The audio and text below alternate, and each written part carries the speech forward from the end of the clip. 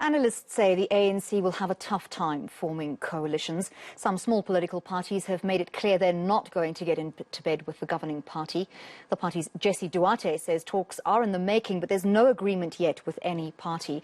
Let's get another perspective now. We're joined by Dr. Harlan Klutter from the School of Public Leadership at Stellenbosch University. Thank you very much for your time this evening.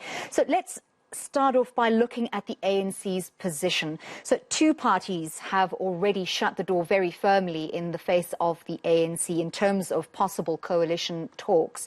But is that likely to worry the NEC, and should they be worried?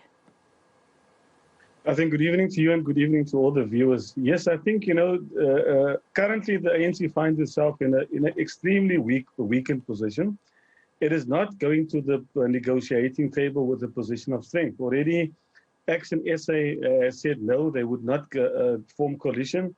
The DA has now made it clear, although I'm on record as saying that I think it would be better for the two biggest losers to get together for stability's sake. But the DA has now closed that door, as well as the Freedom Front has also closed that door. And the EFF has come up with a list of 7 frameworks or 7 pillars of what it says. So the ANC finds itself in a tight corner if it wants to have any say, specifically in the metros, which is a very attractive offering for them. Let's talk about coalitions between two of the biggest parties in any given area, when that should happen to be the ANC and the DA. What can we expect from that kind of matchup? I think the track record, if you look at the evidence, the track record of where one of the biggest parties go with the smaller parties, then it sometimes does, what happened in Tshwane, where if the coalition partners do not share common values and common principles, the thing falls flat. And so for coalition governments to work, they will have to come to an agreement on what are the principles, what is the framework, what is it? How do we deal with disagreements, for example? And so for coalitions to work, it must be with like-minded parties that share a common value system and principles. The ANC finds itself in a corner because almost the narrative out there is, let's keep them out. We've now managed to get them under 50%. I think the DA has made it clear their mandate is to keep the ANC now below 50. The EFF has said, this is a big elephant, let's push it under 50%, and their mandate is clear, let's now get rid of the ANC, is the narrative of the other political parties. In terms of those frameworks and those pillars of a coalition agreement that you're talking about, what kind of transparency can South Africans realistically expect? Can we expect to know about all the details and in terms especially of kingmaker agreements? I think one of the things, again, I'm saying with the smaller parties, for the DA, for example, to take the city of Johannesburg, Action SA has indicated that they would want the mayoral seat, for example, so that the former mayor, Herman Mashaba, can continue his work there. And so the transparency, I just saw the clip of the Democratic Alliance. For them, it's about the appointment of staff. Municipalities in this country have got a very poor record in terms of governance. And so there's not been transparency. If you look at the Auditor General's report of July, only 27 of them are functional or received clean audits. And so I think a framework should speak about a governance framework that talks about transparency, accountability, and again, what are the consensus issues that we can get consensus on about how do we fix what is wrong? Have we had a successful coalition to date in South Africa? Because you've got a very bad track record. I mean, we look at parties being locked out of meetings. We talk about chairs being thrown, violence. We talk about stalemates for months long. Have we seen any successful coalitions that perhaps the public should be reminded of? We have seen so very little of them, unfortunately, and hence I'm saying for stable, good governance. I would have thought that we would have the ANC and the DA, who I consider to be the biggest losers in this election, to put their differences aside and say, can we find common ground? But logic sometimes doesn't work in politics. And then again, a week is a long time in politics. And so I hope that the political parties can find the maturity for them to come to some sort of an agreement about good governance. Hopefully, the political parties, I know the DA was involved with coalitions in Tshwane, in Joburg, and in Nelson Mandela Bay. Hopefully, they would have learned some lessons and not to repeat those lessons. So coalition partners or coalition parties should look at what went wrong and not repeat the same mistakes. And I think one of the things, it's a question, if you have smaller parties dictating the terms, then it becomes problematic, because then we compromise at the expense of service delivery, because then we talk positions instead of principle. You said a week is long sometimes in terms of politics, but you talk to South Africans on the ground, and they've been dealing for years with terrible, shocking service delivery. So the next couple of years are very important to South Africans. And looking at the likelihood, given our bad track record of stable coalitions, what's set to happen once those coalitions start to crumble, as they are very likely to do? Look, and now that is what I'm saying. If the smaller parties, if it's not stable, if it's, you've got about 70 hung councils in South Africa, but the eyes are on the metros.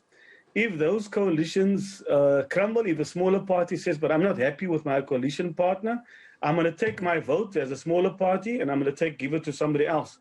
And that instability, causes puts pressure on the administration.